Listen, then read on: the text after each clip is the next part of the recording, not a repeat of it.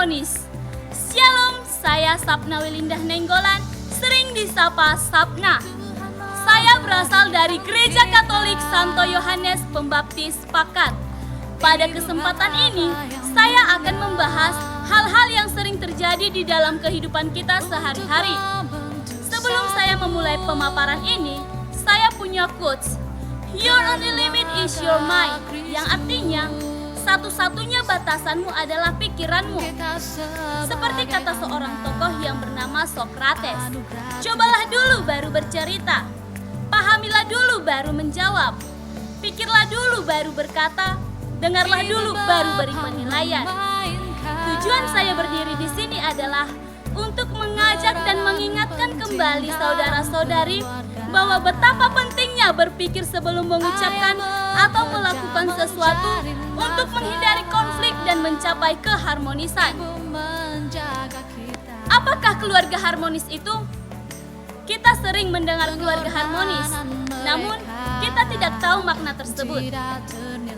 Keluarga harmonis. Keluarga dalam pemahaman umum adalah unit terkecil dalam masyarakat yang terdiri atas kepala keluarga dan beberapa orang yang terkumpul di suatu tempat yang tinggal di bawah satu atap dan saling ketergantungan.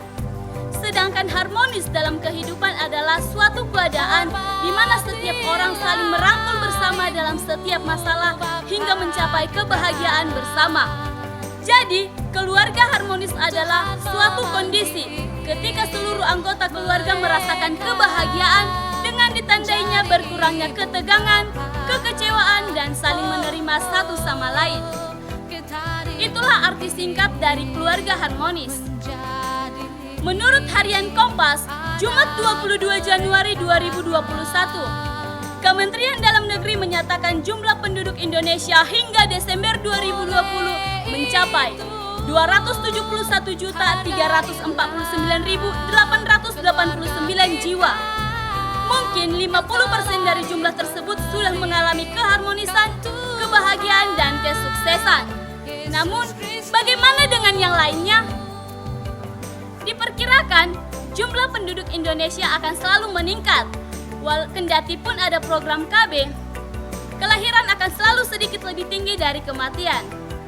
Ketika sumber daya manusia sudah meningkat, itulah yang mendorong manusia akan lebih berpikir.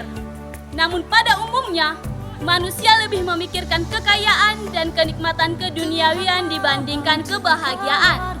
Padahal tujuan hidup yang sebenarnya adalah mencapai kebahagiaan.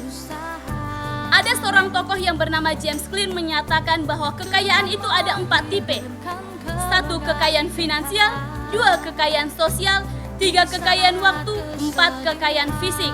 Waspadalah pada pekerjaan yang menggodamu untuk mengejar kekayaan finansial dan kekayaan sosial, tetapi justru merampokmu dari kekayaan waktu dan kekayaan fisik.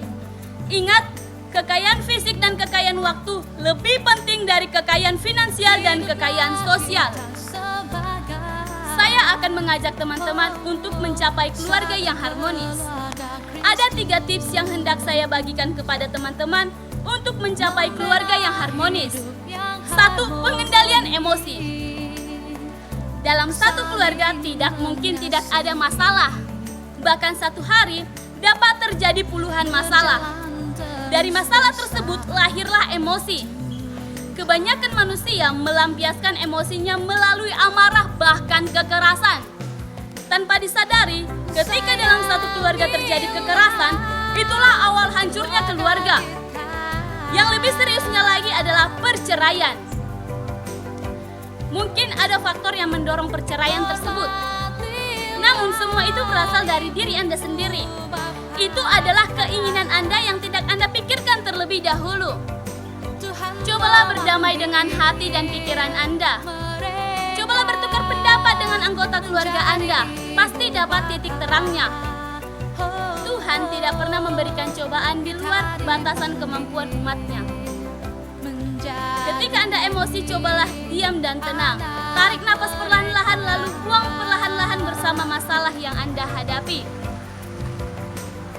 Ingat, untuk meningkatkan efektivitasmu, jadikan emosimu lebih rendah dari komitmenmu. 2. Kasih sayang. Kebanyakan orang tua menghabiskan waktunya lebih banyak pada pekerjaan dibandingkan bersama anak. Tanpa disadari terjadilah dekadensi kasih sayang, yaitu kemerosotan kasih sayang terhadap anak. Untuk orang tua kami, cobalah meluangkan waktu terhadap anak seimbang dengan pekerjaan Anda. Pahamilah anak lebih dalam. Didiklah anak dengan kasih sayang hingga mencapai jati dirinya. Dan jangan memaksakan kehendak terhadap anak. Anda bisa mengarahkan anak seperti apa yang Anda kehendaki. Namun, ketika anak sudah menolak, jangan memaksa. Itu akan merusak mental seorang anak dan anak tersebut akan kehilangan kepercayaan dirinya. Ingat, pohon tidak ada yang berbuah 10 macam. Tidak mungkin pohon pisang berbuah mangga. Manusia mempunyai kelebihan dan kekurangannya masing-masing. Tidak ada manusia yang sempurna.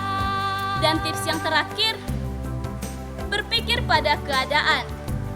Berpikirlah pada keadaan Anda. Berpikirlah untuk mengutamakan kebutuhan dibandingkan keinginan.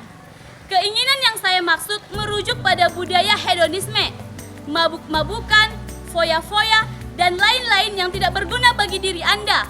Sedangkan kebutuhan yang saya maksud, pendidikan, kesehatan, dan lain-lain yang lebih berguna untuk Anda sendiri. Ingat bagaimana orang tua kita menafkahi kita. Tidak ada hal apapun yang dapat kita lakukan untuk membalas jasa orang tua kita. Namun, hanya dengan kebanggaanlah kita bisa membahagiakan orang tua kita untuk membalas semua jerih payahnya. Demikianlah 3 tips yang hendak saya sampaikan kepada teman-teman. Sedikit cerita tentang kasih sayang orang tua yang membentuk semangat seorang anak, yaitu cerita saya sendiri. Saya dulu adalah seorang yang sangat manja. Apapun yang saya minta akan selalu dipenuhi oleh ayah. Pengalaman itu tidak akan saya lupakan. Bahkan ketika nilai sekolah saya hancur, ayah mati-matian membela saya di depan ibu. Namun, semua itu berakhir ketika saya berumur 10 tahun. Ayah meninggal. Tuhan sudah berkehendak kepada ayah saya. Sedih, sakit, hancur rasanya ketika saya ditinggalkan oleh superhero saya. Namun kesedihan itu dihancurkan oleh Wonder Woman, yaitu ibu. Ibu menjadi ibunda sekaligus ayah yang luar biasa bagi saya. Ibu mendidik saya supaya bertahan dalam keadaan dan selalu berjuang demi masa depan. Salah satu alasan utama saya untuk berjuang yaitu untuk membahagiakan ibu. Semoga dari sekarang dan seterusnya kita lebih berpikir sebelum melakukan sesuatu untuk menghindari penyesalan. Sebab penyesalan selalu datang di akhir. Orang tua dan teman-teman saya yang terkasih, kitab suci juga mengajak kita untuk mencapai keluarga yang harmonis.